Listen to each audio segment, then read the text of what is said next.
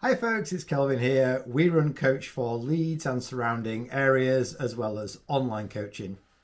In this little video, I'm going to talk about hydration and nutrition for long runs, workouts and races. And the reason that I go on about this quite a lot is that it's really important because it's part of the recovery process. And it also allows us to push a little bit harder in races and training. So a little bit harder creates a stronger stimulus, and because it helps recovery, it allows us to recover from that stimulus better, which equals more training growth. So it's not just hydrating and fueling well on races, it's every workout that has some intensity or longer runs as well as races. And these small gains add up over time. So I want to just talk about the sort of tempo that I do myself and I recommend to my runners for a workout, a long run or a race.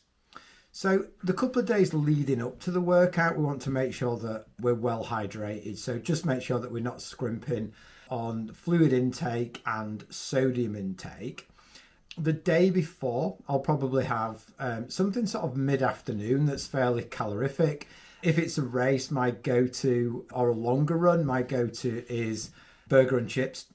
So something with just a lot of calories. And then in the evening, I don't have something too heavy. I'll still go quite carby, but it's more of a sort of light meal to make sure that it doesn't affect my sleep and leave me feeling sluggish on race or workout day.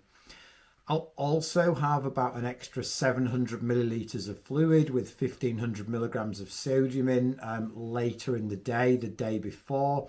And I'll do the same thing the morning of as well. So in the morning, I'll have a breakfast with about 75 grams of carbohydrate, about 2 hours before a workout or race. Then an hour before, I'll have about 40 grams of carbohydrate. That's quite often like a Morton cereal bar. And about 15 minutes before a workout and definitely a race, I'll have a gel that has 100 milligrams of caffeine in it. And throughout the course of that morning, I'll also have about 700 or 800 milliliters of fluid with about 1500 milligrams of sodium, just to sort of almost get a bit of ahead with my hydration. And then during the workout, I will average around, depending on how hot it is and how long the race is. Let's say it's for something that's a little bit shorter for me. So a race that's maybe an hour and a half, up to 3 hours. I'm not going to discuss what I do in longer distance events at the moment, but in that sort of time scale, I'll have about kind of 500 milliliters of fluid per hour with 500 milligrams of sodium. And I'll have about 100 grams of carbohydrate per hour.